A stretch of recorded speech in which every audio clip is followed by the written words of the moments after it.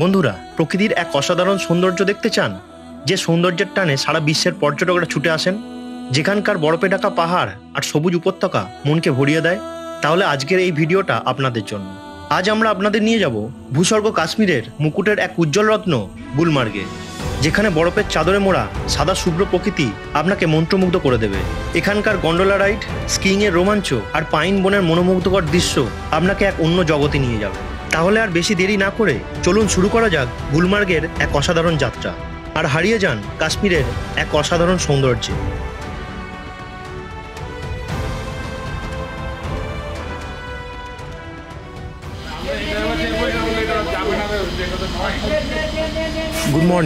Good morning সবাইকে। এখন আমরা রয়েছে শ্রীনগরে, আর শ্রীনগর থেকে আজকে আমরা যাব গুলমার্গে আমরা গন্ডোলা রাইড করব আর করব দারুণ দারুণ স্নো অ্যাক্টিভিটিস। তো চলুন আমার সঙ্গে আপনারাও অ্যাডভেঞ্চার করবেন। তো আমরা বেরিয়ে পড়েছি, এখন আমরা যাচ্ছি গুলমার্গে। সবাই গুলমার্গে যাচ্ছি তো? আজ আমাদের শ্রীনগরের দ্বিতীয় দিন। সকাল সকাল ব্রেকফাস্ট করেই বেরিয়ে পড়লাম। ড্রাইভার দাদা বললেন গুলমার্গ যেতে সময় লাগবে প্রায় 2.5 ঘন্টা। যত তাড়াতাড়ি পৌঁছানো যায় ততই ভালো, কারণ গন্ডোলা রাইডের জন্য অনেক লাইন পড়ে। আমাদের এই কাশ্মীর ট্যুরটা ছিল একটা group tour. Photofield Travels and Tours আমাদের এই সুন্দর ট্যুরটা অ্যারেঞ্জ করে দিয়েছিলেন। এরা খুব বিশ্বস্ত ট্রাভেল এজেন্ট।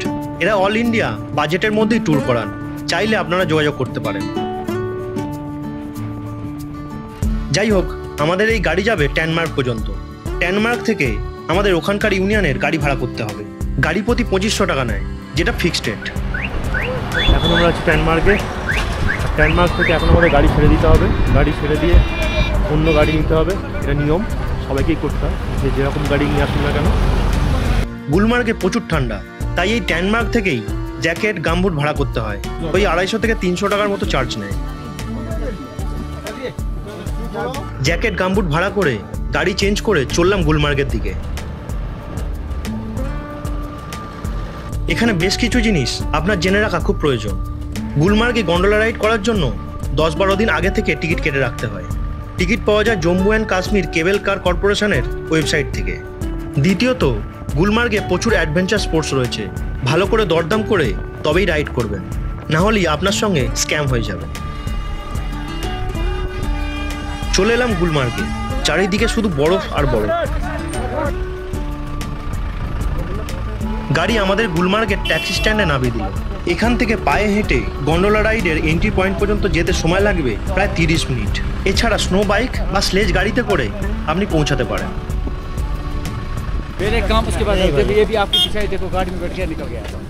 नहीं भैया, हम लोग ज़्यादा है, इतना देना। आप कितना लोग हैं टोटल? 5 लोग हैं। बोलो सर जी, 5 गाड़ी देगा, 5 ड्राइवर साथ में देगा। नहीं गाड़ी 5 मंगवाएंगे। स्लेज गाड़ी रहेगा सर जी आपको दिन भर आपके साथ, जब तक आप घूम घाम के 3 घंटा लगा, 4 लगा, टाइम का कोई टेंशन नहीं है सर। फोन तुम्हारे काছে তো? आपका क्या बजट है सर? आप भी बोलो सर जी, आपको भी हक बोलने का है सर। বরফের ওপর দিয়ে হেঁটে যাওয়া বেশ কঠিন ব্যাপার, তাই আমরা স্লেজ গাড়ি ভাড়া করলাম। একজন বয়স্ক ভদ্রলোক রথের মতো আমাকে টেনে নিয়ে যেতে লাগলো। এখন যাচ্ছি স্লেজ গাড়িতে করে।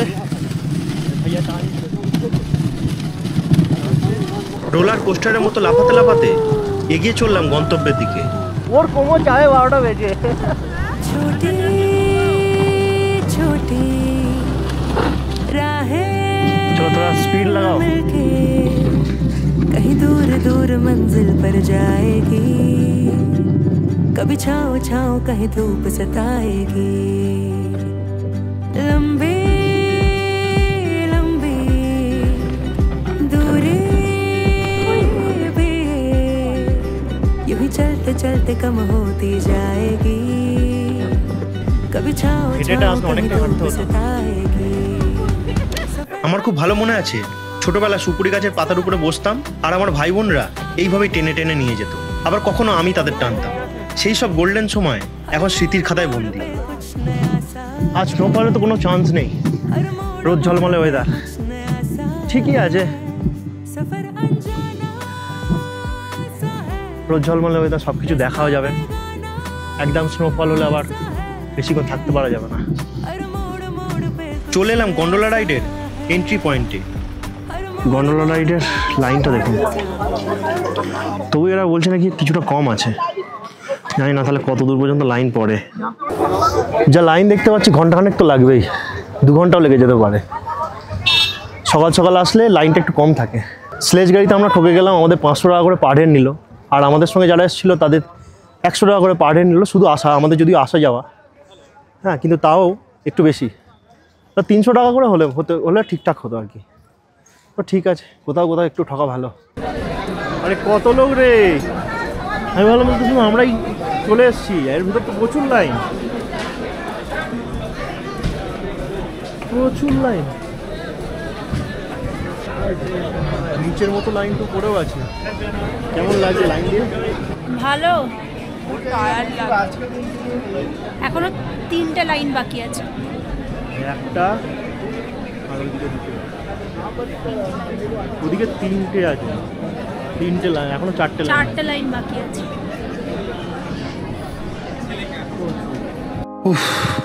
অ্যাটলিস্ট গন্ডোলাতে উঠতে পারলাম। কেমন লাগছে?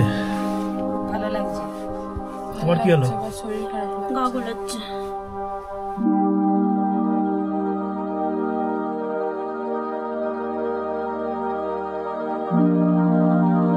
আমরা ফেজ 1 পর্যন্ত টিকিট কেটেছিলাম। টিকিট প্রাইস ছিল 810 টাকা। আপনারা যদি শীতকালে আসেন তাহলে ফেজ 1 ইজ এনাফ, আর যদি গরমকালে আসেন তাহলে ফেজ 2 যেতে পারেন।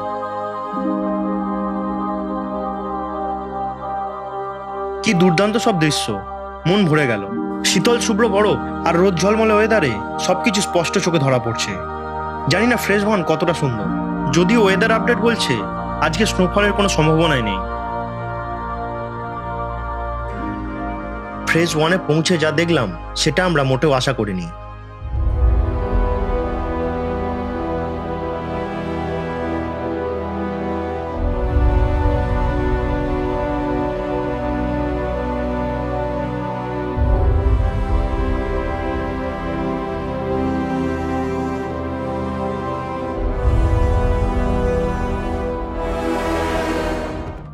বরফের মোটা চাদর আমার উত্তেজনাকে তুঙ্গে তুলে দিল, যেন পাগল হয়ে গেলাম। আর আমার এই পাগলামি সঙ্গ দিতে লাগলো আমার 2 সঙ্গিনী। এইটা দিয়ে আসো, এইটা দিয়ে। প্রচন্ড গা গোলাচ্ছে। একটু ভালো করে ব্রিথ নাও।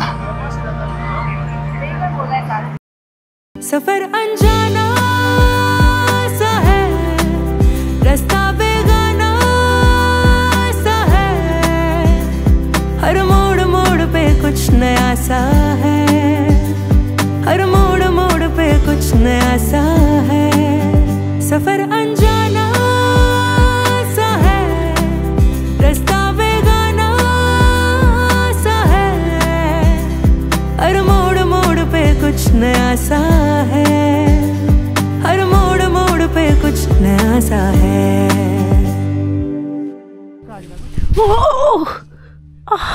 পায়ে কি জল লেগেছে?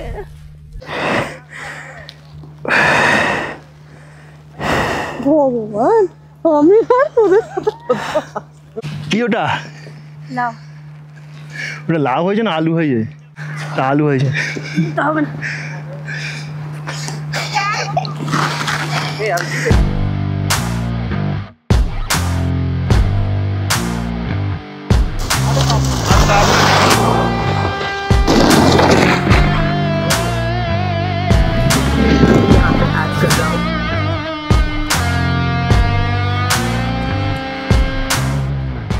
গুলমার্গ স্কিয়ারদের জন্য স্বর্গের থেকে কম কিছু নয়।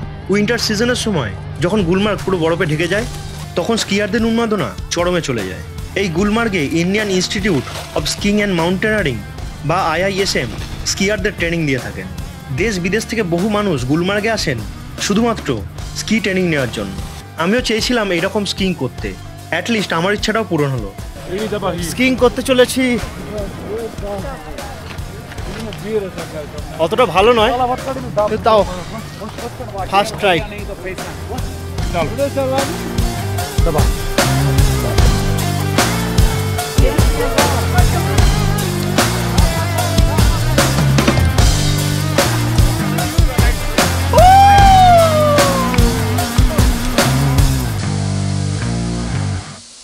দারুণ লাগে। তুমি করবে না, তুমি করো।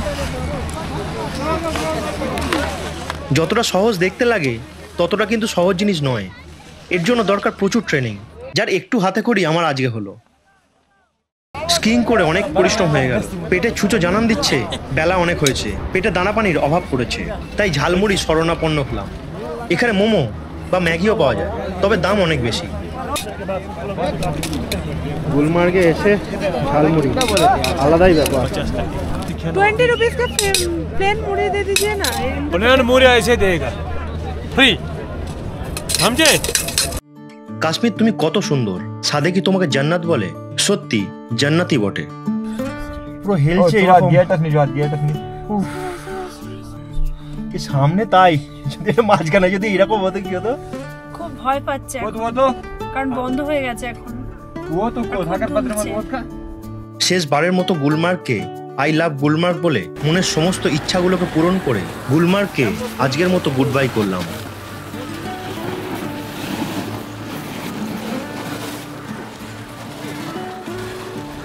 কি হয়েছে গো, কি হয়েছে?